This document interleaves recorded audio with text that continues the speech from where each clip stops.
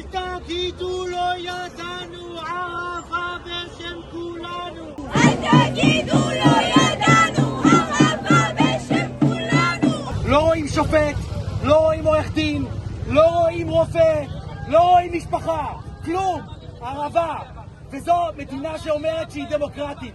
יש 80 אנשי רפואה כלואים בבתי הכלא הישראלים מעזה, מתוכם 14 רופאים. דוקטור חוסם אבו ספיה, רופא ילדים, והוא מנהל בית החולים כמאל עדואן. הוא נחטף בדצמבר 2024 מבית החולים, אחרי שהוא נתן לכל המטופלים שלו להתפנות, והלך בראש מורם אל הטנק הישראלי. מאז מרביצים לו, מענים אותו, לא נותנים לו טיפול תרופתי, ומאז שבג"ץ דחה את הערעור שלו, מצבו רק החמיר. האיש על סף מוות.